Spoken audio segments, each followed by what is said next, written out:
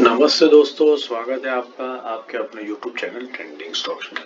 कल 11 सितंबर वेडनेसडे का दिन, कल के दिन के लिए हमने कुछ स्टॉक्स को इंट्राडे ट्रेडिंग के पॉइंट ऑफ व्यू से एजुकेशनल पर्पज से आइडेंटिफाई किया है, जिनको आप अपने वॉच लिस्ट पे लगा करके स्टडी कर सकते हो। तो चलिए क्विकली वीडियो को शुरू करते हैं। वीडियो शुरू करने से पहले आपको डिस्क्लेमर दे दूं, हम सेबी रजिस्टर्ड फाइनेंशियल एडवाइजर्स नहीं है, तो कोई भी ट्रेडिंग इन्वेस्टमेंट करने से पहले अपने सेबी रजिस्टर्ड फाइनेंशियल एडवाइजर की सलाह जरूर ले लीजिएगा। हमारे कंटेंट को सिर्फ और सिर्फ एजुकेशन पर्पज से ही कंसीडर कीजिएगा।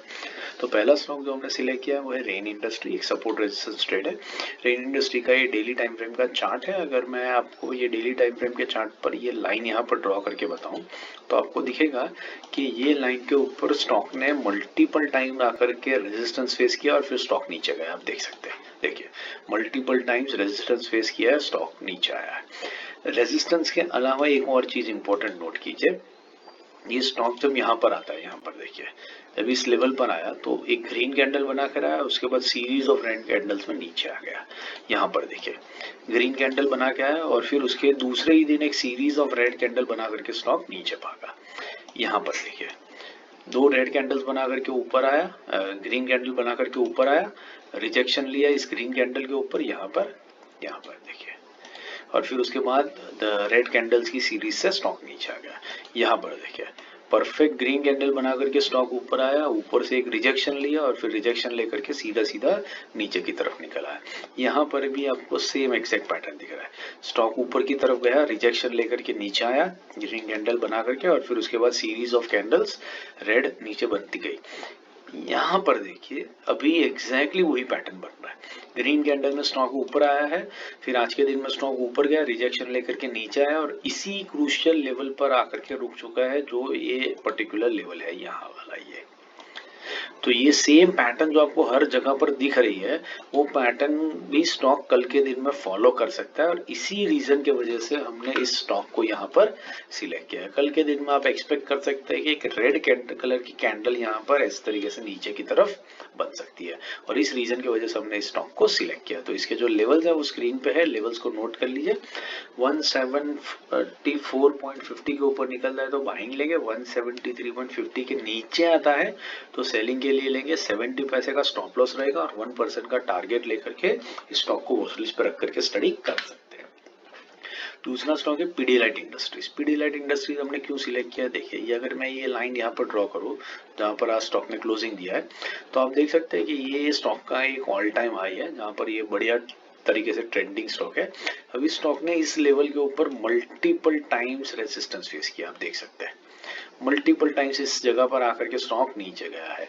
फिलहाल कुछ दिनों पहले स्टॉक यहाँ पर आया, ह्यूज वॉल्यूम्स के ऊपर, वॉल्यूम्स पर नजर डालिए, यहाँ पर ब्रेकआउट दिया, और जैसे ही स्टॉक ने ब्रेकआउट दिया, एक दिन की कैंडल ग्रीन बनी, दूसरे दिन की रेड कैंडल बनी, और स्टॉक एग्जैक्टली इस लेवल पर आकर के रुक चुका है।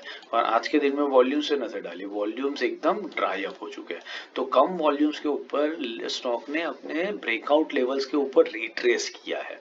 तो ये रिट्रेसमेंट जैसे ही कंप्लीट होगा, कल के दिन में स्टॉक यहाँ तेजी से ऊपर भाग सकता है, तो बाई साइड पे बढ़िया ट्रेड देखने को मिल सकता है। इनकेस ये रिट्रेसमेंट नहीं और ब्रेकआउट फेल हो रहा है तो स्टॉक तेजी से नीचे आ सकता है, और सेल साइड पे भी बढ़िया ट्रेड आपको देखने को मिल सकता है। इस रीजन की वजह से हमने इस स्टॉक को यहाँ पर सिलेक्ट किया है। तो इसके जो लेवल्स है वो स्क्रीन पे है, स्क्रीन पे नोट कर लीजिए इनको। 3245 के ऊपर निकलता है तो बाइंग लेंगे, 3215 के नीचे सेलिंग के लिए लेंगे, 15 रुपीज का स्टॉप लॉस और 1% का टारगेट आप स्टॉक के लिए रख सकते हैं। तीसरा और आखिरी स्टॉक है NAM India, Nippon life insurance. तो नैम इंडिया हमने क्यों सिलेक्ट किया, देखिए ये जो स्टॉक है यहाँ पर अगर मैं ये लाइन ड्रॉ करूं तो आपको दिखेगा कि ये स्टॉक का एक क्रूशियल रेजिस्टेंस लेवल हुआ करता था यहाँ पर।